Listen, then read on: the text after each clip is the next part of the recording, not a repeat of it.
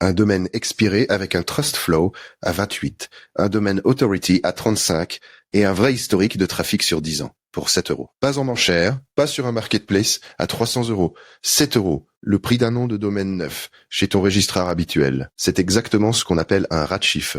Et aujourd'hui, je vais te montrer comment filtrer une base de plus de 165 000 domaines expirés pour dénicher ce genre de pépites en quelques minutes. Voilà le problème que tu connais probablement. Tu veux trouver un domaine expiré avec de vraies métriques SEO, du trust flow, du domaine autorité, des domaines référents. Mais quand tu cherches sur les plateformes classiques, tu tombes soit sur des enchères où le prix grimpe à 200, 300, parfois 500 euros pour un domaine correct. Soit tu passes des heures sur des listes gratuites, tu ouvres Majestic dans un onglet, Ahrefs dans un autre, Wayback Machine dans un troisième, et au bout de 2 heures, tu as vérifié 12 domaines, dont 8 sont des anciens sites de casino ou de contenu pour adultes. Le temps perdu est énorme, et le risque de se tromper est encore plus grand. Parce qu'un domaine avec des métriques gonflées artificiellement, ou un historique toxique que tu n'as pas détecté, ça peut littéralement plomber tout ton projet SEO. À la fin de cette vidéo, tu auras un process systématisé, étape par étape, pour identifier des domaines de ce type à 7 euros qui ont de vraies métriques SEO. Un historique propre et un potentiel réel, que ce soit pour monter un site de revenus ou pour renforcer ton réseau existant. On commence tout de suite. Pour plonger dans les filtres, il faut qu'on soit au clair sur ce qu'est un domaine RECFI et pourquoi ça représente un avantage énorme par rapport aux enchères. RECFI, c'est l'abréviation de registration fille. Concrètement, ça veut dire que le domaine est passé par toute sa période d'expiration, personne ne l'a racheté, personne n'a placé d'enchères dessus, et il retombe dans le pool public. Tu l'enregistres au tarif de base. En 2026, pour un point frais, on parle de 7 euros environ, parfois moins de 10 euros selon le registrar. Compare ça avec les enchères sur des plateformes comme Dropcatch ou Namejet, où un domaine avec un trust flow à 25 peut facilement partir à 150, 200 euros. Et encore, c'est quand il n'y a pas de guerre d'enchères.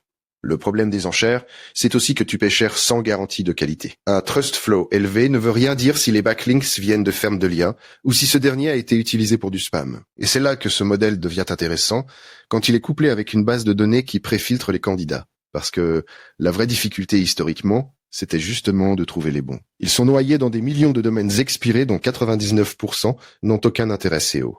Le travail de tri manuel, c'est ce qui décourageait la plupart des gens. Mais voilà ce qui change la donne en 2026. Quand tu as accès à une base qui scanne en continu plus de 165 000 domaines .frères, qui vérifie la disponibilité réelle, qui agrège les métriques Majestic, Moz, Ahrefs, et qui te dit même si le domaine avait une fiche Google My Business, tu ne cherches plus à l'aveugle. Tu filtres chirurgicalement. Maintenant, passons à la partie la plus importante. Comment on filtre ces 165 000 domaines pour ne garder que les pépites à 7 euros? Premier filtre, le Trust Flow. C'est la métrique la plus regardée par les acheteurs de liens en 2026. En dessous d'un TF de 15, le domaine aura du mal à trouver preneur. Au-dessus de 20, tu commences à avoir quelque chose d'intéressant. Au-dessus de 30, c'est le seuil critique. C'est à partir de là que les agences filtrent sur les plateformes de vente et que le prix d'un lien peut être multiplié par 3 ou 4. Deuxième filtre, le domaine authority de Moz et le domaine rating d'Ahrefs. Un DA au-dessus de 25 combiné avec un TF. Au-dessus de 20, tu commences à avoir un profil crédible. Troisième filtre, et celui-là est souvent ignoré, la catégorie thématique. Tu cherches un domaine dans le secteur de la santé, de la finance, du voyage, de l'immobilier. Ce n'est pas la même chose qu'un domaine généraliste sans thématique claire. Dans Linkkeeper, tu peux filtrer directement par Topical Trust Flow, c'est-à-dire la thématique dominante selon Majestic. C'est dans Linkquiver que j'ai trouvé mes meilleurs domaines cette année. Tu retrouves le lien en description si tu veux explorer la base par toi-même. Quatrième filtre, et c'est un bonus que peu d'outils proposent, la présence d'une fiche Google My Business déjà associée au domaine. Un domaine expiré qui avait une fiche GMB active, ça veut dire un business réel derrière, des avis, une adresse physique. C'est un signal de confiance énorme pour Google. Et devine ce qui se passe quand tu combines un TF à 25, un DA à 30, une thématique claire en immobilier, et une ancienne fiche GMB. Tu as un actif SEO que tu récupères pour 7 euros.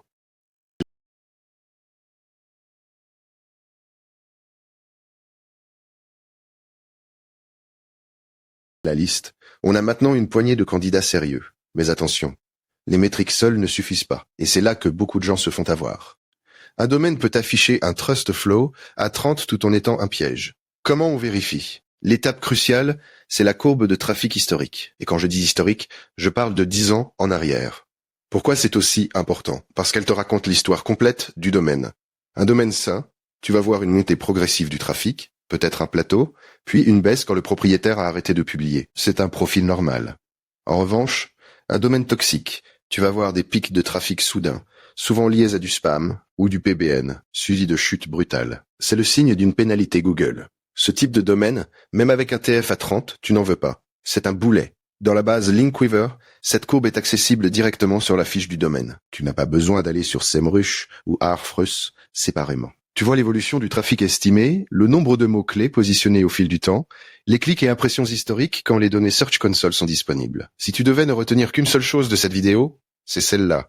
Ne te fie jamais aux métriques statiques sans regarder la dynamique temporelle. Un TF à 28 stable depuis 3 ans, un TF à 28 qui était à 5 il y a 6 mois, c'est suspect. Ensuite, la vérification Wayback Machine. Tu veux voir ce que le site affichait quand il était actif. Est-ce que c'était un vrai site, avec du contenu éditorial, des articles, une identité de marque, ou est-ce que c'était une page parking, un redirect, un site en japonais bourré de liens? Cette vérification prend 30 secondes et elle t'évite des semaines de regrets. À l'étape finale. Tu as filtré 165 000 domaines, t'en as isolé 5 ou 6 qui ont des métriques solides, une courbe de trafic propre, un historique vérifié sur Wayback Machine. Comment tu prends ta décision?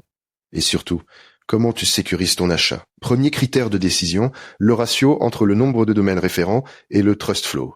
Un domaine avec 50 domaines référents et un TF à 25, c'est un très bon ratio. Un domaine avec 1000 domaines référents et un TF à 25, ça veut dire que la majorité de ces backlinks sont de mauvaise qualité. Le ratio est un indicateur que peu de gens regardent et qui fait toute la différence. Deuxième critère, le profil thématique des backlinks. Tu veux que les liens entrants viennent de sites cohérents avec la thématique du domaine. Un site dans le secteur de la cuisine qui reçoit des liens de sites de paris sportifs, c'est un signal d'alerte.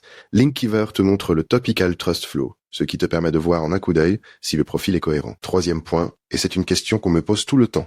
Comment vendre des articles invités sur un site sans risquer une pénalité Google? La réponse, c'est la diversification. Tu ne mets pas tous tes actifs sur le même hébergeur. Tu ne publies pas le même type de contenu partout. Tu espaces les publications. Et surtout, tu ne vends pas 20 liens par mois sur un site qui n'a que 30 pages. La proportion doit rester naturelle. Peut-on vendre des articles sur un site avec 0 trafic?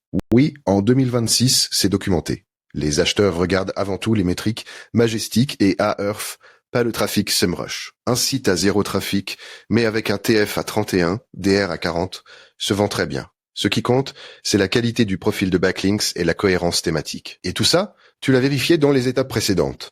Un domaine à 7 €, avec les bons filtres et les bonnes vérifications, peut devenir un actif qui génère des revenus récurrents chaque mois. Pour résumer, premièrement, ce système te permet de récupérer des domaines expirés à 7 € au lieu de payer des centaines en enchères. Deuxièmement, les filtres par TrustFlow, Domain Authority, thématique et fiche Google My Business te font gagner des heures de recherche. Et troisièmement, la courbe de trafic sur 10 ans et la vérification Wayback Machine, c'est ce qui sépare une vraie pépite d'un domaine toxique. Ce process, une fois que tu le maîtrises, tu le reproduis à volonté. Si cette vidéo t'a aidé à y voir plus clair sur la chasse aux domaines expirés, un petit j'aime ça fait vraiment la différence pour la chaîne. Abonne-toi et active la cloche si tu veux qu'on continue à décortiquer ce genre de méthodes concrètes ensemble. Pour tester Linkweaver et accéder à la base de plus de 165 000 domaines expirés dont on a parlé, tu retrouves le lien en description. Ça ne te coûte rien de plus. Et ça me soutient directement. Et si tu veux aller encore plus loin, j'ai mis un article complémentaire en description qui détaille chaque étape avec des captures. On se retrouve dans la prochaine vidéo.